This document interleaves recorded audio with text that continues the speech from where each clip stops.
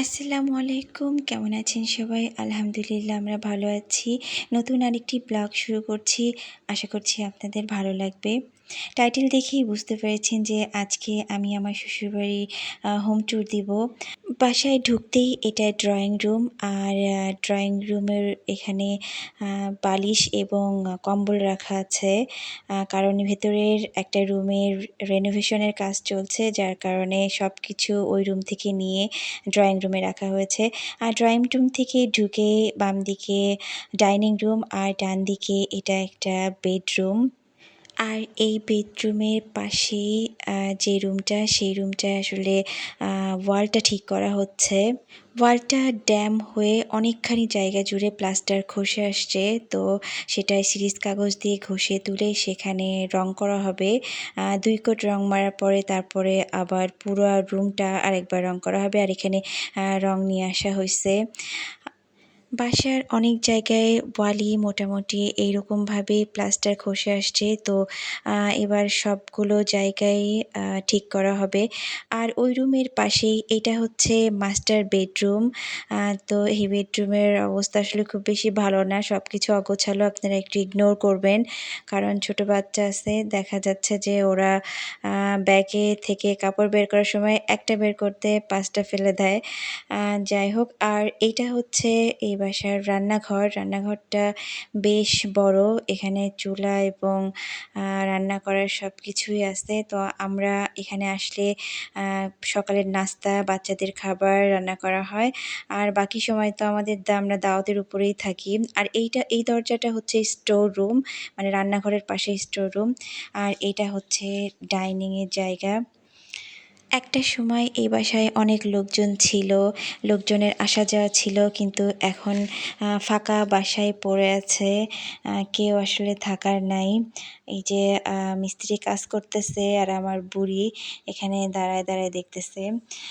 এই বাসার সবচেয়ে সুন্দর জায়গাটা হলো আমার কাছে মনে হয় যেটা, সেটা এই বাসার বারান্দা। আর এই বারান্দাটা অনেক সুন্দর আর অনেক বড়।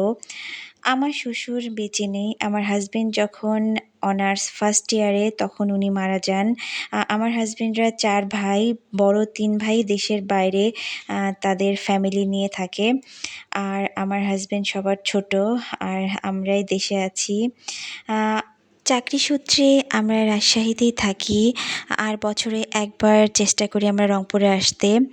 যেহেতু বাসায় কেউই থাকে না, বাসায় তালা দেওয়া থাকে, যার কারণে বাসায় খালি পড়ে থাকলে যা হয়, বাসার অনেক জায়গায় রিপেয়ার করতে হবে, বাথরুম ঠিক করতে হবে।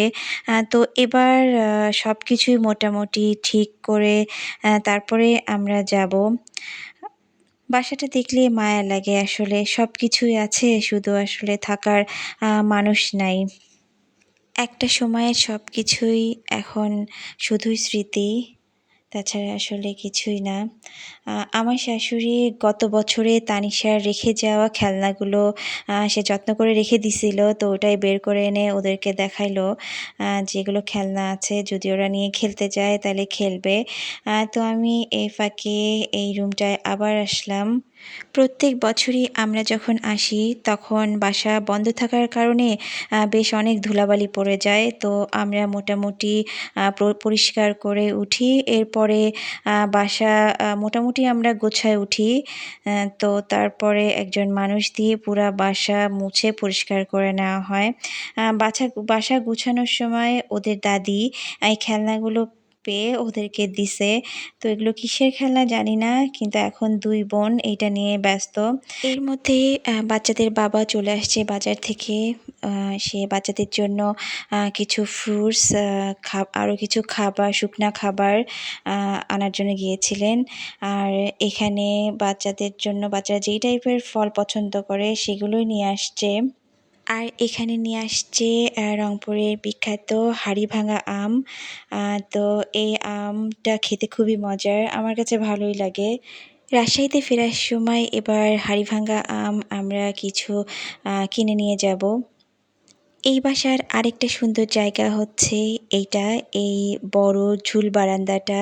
বারান্দাটা এত সুন্দর, এখানে দাঁড়ালেই মন ভালো হয়ে যায়।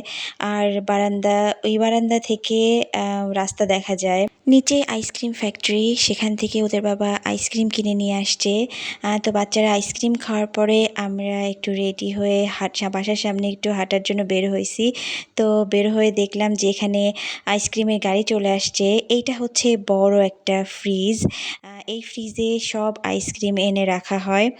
বড় গাড়িতে করে আইসক্রিম নিয়ে এসে ফ্যাক্টরি থেকে নিয়ে এসে এই ফ্রিজে রাখে এবং এই ফ্রিজ থেকেই পরে বিভিন্ন দোকানে আইসক্রিম ওরা সাপ্লাই দেয়। নিচতলার মোটামুটি পুরাটা জুড়েই এই আইসক্রিম ফ্যাক্টরি। এই আইসক্রিম ফ্যাক্টরিকে ভাড়া দেওয়া হয়েছে নিচের পুরাটাই। এইটাই সেই গাড়ি যেখানে করে ফ্যাক্টরি থেকে তৈরি হওয়া আইসক্রিম প্যাকেট করে নিয়ে আসছে। এইগুলো এখন ওই বড় ফ্রিজে রাখা হবে। তারপরে সেই ফ্রিজ থেকে আবার বিভিন্ন জায়গায় সাপ্লাই যাবে। তো এর কিছুক্ষণ পরেই আমরা বাসায় চলে আসছি। তো এসে দেখি আরিবা আসছে কোচিং শেষ করে তানিশার সাথে খেলার জন্য। তো ও মোটামুটি সন্ধ্যা পর্যন্ত আমাদের সাথে থাকবে। এখন ওরা এই ঝুল বারান্দায় দাঁড়ায়, সবাই একসাথে খেলতেছে। বাসার অবস্থা এলোমেলো, বাসায় মিস্ত্রি কাজ করতেছে যার কারণে রান্নার মতো অবস্থা নাই। তো আমরা বাইরে থেকে আজকে খাবার অর্ডার করব। দুপুরে খাওয়া দাওয়া শেষ করে বাচ্চাদেরকে নিয়ে এখন একটু বের হয়েছি বাইরে। বাইরে আসার সাথে সাথেই দোকানে দাঁড়াইলে যা হয়, চকলেট দেখে আমাইরার মাথা খারাপ হয়ে যায়। এখন আমাইরা কোনটা রেখে কোন চকলেট নিবে সেটা সে নিজেই বুঝতে পারে না। সে পছন্দ করে এই ২টা চকলেট নিছে এবং এই ২টা চকলেট নিয়ে সে ওটা হাতে নিয়ে বলতেছে যে সে কাউকে দিবে না, সে কিন্তু একাই খাবে। তো যাই হোক, এরপরে আমরা বাচ্চাদেরকে নিয়ে চলে আসছি টেস্টি ট্রিটে। এখানে বাচ্চাদেরকে একটু বিকেলের নাস্তা করাবো। বাচ্চারা নিজেদের পছন্দের মতো খাবার অর্ডার দিছে, দিয়ে বসছে। আর এই যে এই পুরা চকলেটের এখন এই যে অল্প কয়েকটা আছে। অবশ্য সে একা খায় নাই, সবাইকে শেয়ার করে খাইছে। আমার মেয়েটা আবার এই জিনিসটা খুবই ভালো বোঝে। সে কখনো কোনো জিনিস একা খাবে না, সবার সাথে শেয়ার করে খাবে। এখনও সে আমাকে জিজ্ঞেস করতেছে যে, "তুমি কি খাবা মা?" আমি বলছি যে, "হ্যাঁ, খাবো।" তখন সে বলতেছে, "দাঁড়াও তোমাকে দিচ্ছি।" এখন সে এটা মুখায় ঢেলে এখন আমাকে দিচ্ছে যে, "এখান থেকে নাও।" দিতে, দিতে আবার নিজেই একটা খায় ফেলছে এবং খেয়ে সে বলতেছে, "এটা খুবই মজার।" আর বাচ্চাদের খাবার যেটা অর্ডার দেওয়া হয়েছিল সেটা চলে আসছে। তো ওদেরকে খাওয়াই নিয়ে আমরা এখান থেকে কিছুক্ষণের মধ্যে বের হয়ে যাব। ভিডিওটি আপনাদের কেমন লাগলো জানাবেন। সবার কাছ থেকে বিদায় নিচ্ছি। আল্লাহ হাফেজ।